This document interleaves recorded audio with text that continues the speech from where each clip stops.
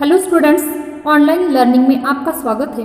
आज हम हिंदी रिमझिम कक्षा चौथी पाठ क्रमांक 14 मुफ्त ही मुफ्त यह पाठ पढ़ने जा रहे हैं। इस पाठ में एक कंजूस व्यक्ति के बारे में दिया है। यह एक गुजराती लोक कथा है। इस पाठ में जो कंजूस व्यक्ति है उसका नाम है भिकूबाई। उसका ही रोचक चित्रण इस पाठ में करने का प्रयास किया है।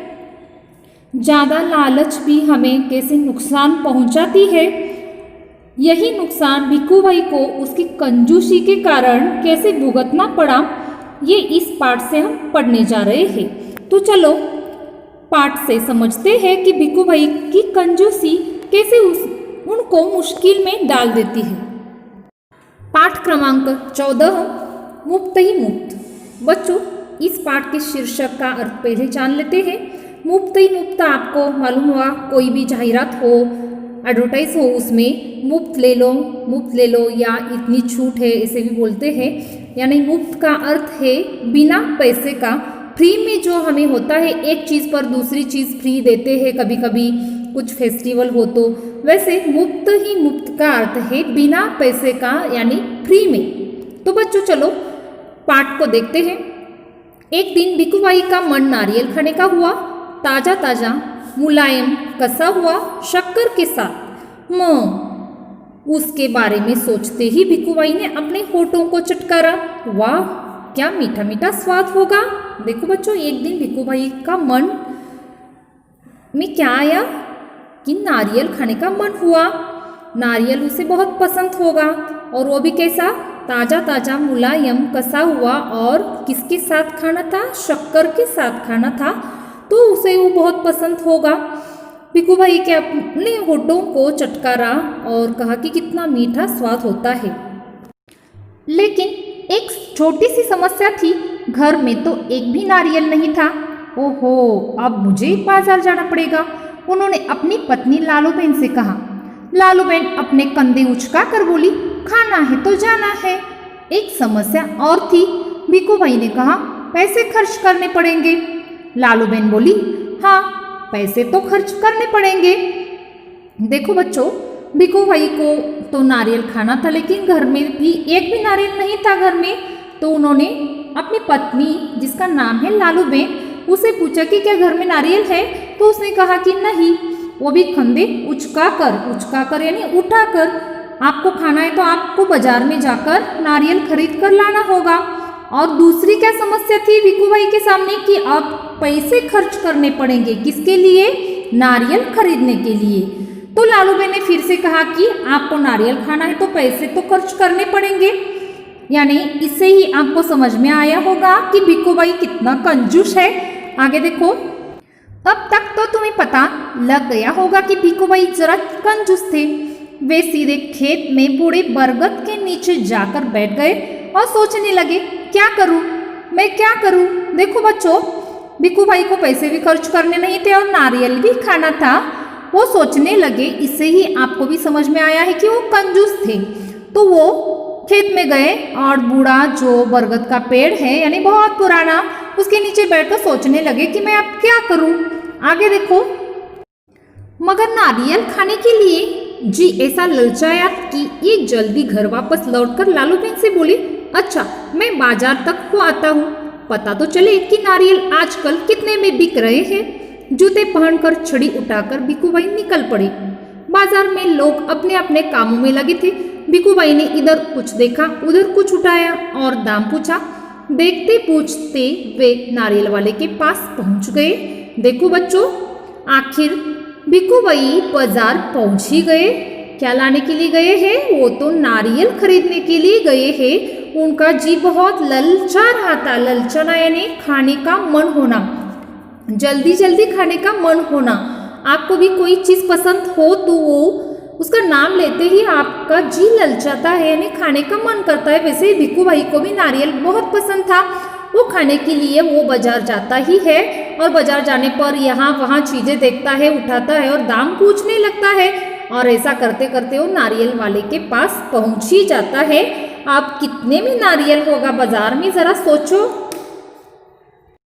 ये नारियल वाले, नारियल कितने में दोगे? भिक्खूबाई ने पूछा। नारियल वाले ने कहा, बस 2 रुपए में काका। बस 2 रुपए? भिक्खूबाई ने आंखें फैलाकर कहा, बहुत ज्यादा है, 1 रुपए में दे दो। नारियल वाले ने कहा, ना जी ना, 2 रुपए सही दाम है, ले लो या छोड़ दो। ठीक है, भिक्खूबाई बड़बड़ाए। अच्छा तो बताओ 1 रुपए में कहाँ मिलेगा? नारियल वाले ने कहा, यहाँ से थोड़ी दूर जो मंडी है वहाँ शायद मिल जाए।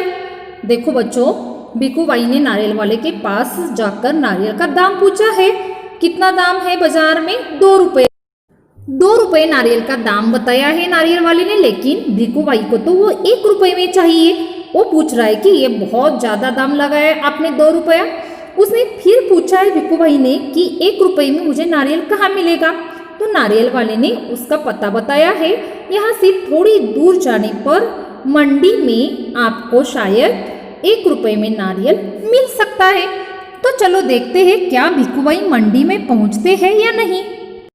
बच्चों, मंडी का अर्थ है जहाँ पर अनेक दुकानें होती है और होलसेल बाजार होता है, अनाज का हो या सब्जियों का हो, जहाँ होलसेल में बिक्री होती है उसे मंडी कहते हैं। तो आगे देखो बच्चों, भिक्खूबाई उसी तरफ चल पड़े।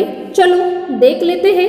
वे अपने आप से बोले, टहलने का एक मौका है और रुपए भर की बचत भी हो जाएगी। खुशी से वो गुरगुराते भिक्खूबाई ने छड़ी को जमीन पर थपथपाया। देखो, भिक्खूबाई मंडी की तरफ चल पड़े हैं और उन्होंने सोच लिया है कि नारियल तो सस्ते में मिल भी जाएगा और टहलने का एक बहाना भी मुझे मिल जाएगा, यानी मुझे घूमने के लिए मौका भी मिल जाएगा। इस खुशी में वो आगे बढ़ते रहे और मंडी तक पहुंच गए। मंडी में कोलाहल फैला हुआ था, व्यापारियों की ऊंची ऊंची आवाजें गूंज रही थी। देखो बच्चों, भिक्खूबाई अब कहाँ पहुंच गए हैं? बाजार से लेकर वो कहाँ गए हैं? मंडी में गए हैं। बाजार में तो नारियल का दाम 2 रुपया था, लेकिन मंडी में 1 रुपए में नारियल मिल सकता है। इस लालच में आकर भिक्खूबाई कहाँ पहुंच गए? मंडी में बहुत सारी आवाजें आ रही थी, व्यापारियों की ऊंची ऊंची आवाजें आ रही थी। बटाटा आलू, कांदा प्याज, गाजर गाजर गाजर, गोभी बंद गोभी। माथे का पसीना पोंछकर भिक्खूबाई ने इधर उधर ताका। नारियल वाले को देखकर पूछा, अरे भाई, 1 नारियल कितने में दोगे? देखो बच्चों, जब मंडी में भिक्खूबाई पहुंच गए हैं तो वहां पर तो सारे लोग ऐसे पुकार रहे होते हैं। आप भी जब मंडी जाते हो या बाजार जाते हो तो आपके कानों पर भी ऐसी आवाज़ आती है कि आलू ले लो, बटाटा ले लो, कांदा ले लो, प्याज ले लो और गाजर ले लो, ऐसी आवाज़ आती है। वैसे ही आवाज़ मंडी में भिक्खूबाई को भी आ रही है। माथे का पसीना पोंछकर वो इधर उधर देख रहे हैं, कहाँ पर है नारियल वाला। उतने में उन्हें तो एक नारियल वाला दिखाई दिया है। तो उस नारियल वाले को देखकर झट से भिक्खूबाई ने नारियल का दाम पूछा है। उस पर नारियल वाले ने कहा, सिर्फ 1 रुपया काका। नारियल वाले ने जवाब दिया, जो चाहो ले लो, ले जाओ जल्दी। शूचे भाई, भिक्खूबाई ने कहा, यह क्या, मैं इतनी दूर से आया हूँ और तुम पूरा 1 रुपया मांग रहे हो? 50 पैसे में काफ़ी है। मैं इस नारियल को लेता हूँ और तुम यह लो, पकड़ो 50 पैसे। देखो बच्चों, भिक्खूबाई ने यहाँ पर 1 रुपये का नारियल भी कितने में मांग लिया है? 50 पैसे में। नारियल वाले ने तो कहा है कि मैं 1 रुपये में ही नारियल दे दूंगा, लेकिन उसने तो 50 पैसे में ही मांग दिया है। आगे नारियल वाला क्या 50 पैसे में नारियल देता है कि नहीं? देखो, नारियल वाले ने झट से भिक्खूबाई के हाथ से नारियल को छीन लिया और बोला, माफ करो काका, 1 रुपया फिर कुछ नहीं। लेकिन भिक्खूबाई का निराश चेहरा देखकर बोला, बंदरगाह पर चले जाओ, हो सकता है वहां तुम्हें 50 पैसे में नारियल मिल जाए। देखो बच्चों, उसने तो 1 रुपये में ही नारियल लेने के लिए कहा है। 50 पैसे में तो नारियल वाला नारियल नहीं दे रहा है। फिर भी भिक्खूबाई का निराश चेहरा देखकर उसने एक सुझाव दिया है कि कहाँ पर आपको 50 पैसे में नारियल मिल सकता है। कौन सा सुझाव दिया है? देखो, कहाँ पर मिल सकता है 50 पैसे में? बंदरगाह चले जाने पर। बंदरगाह का अर्थ है समुद्र के किनारे जहाजों की जो ठहरने की जगह होती है उसे बंदरगाह कहा जाता है। जहाँ पर नारियल की बड़े बड़े वृक्ष होते हैं, वहाँ पर आपको 50 पैसे में नारियल मिल सकता है, उसने कहा है। तो बच्चों यहाँ तक आपको पाठ समझ में आ चुका होगा। इस पाठ को बहुत अच्छी तरह से पठन करना है, वीडियो बहुत अच्छी तरह से देखना है, समझना है और सोच लेना है कि क्या भिखू भाई बंदरगाह जाते हैं या यहाँ पर ही 1 रुपए में नारियल खरीदते हैं। तब तक आप सोचते रहो, अगली वीडियो में अगला पाठ हम पढ़ लेंगे। धन्यवाद।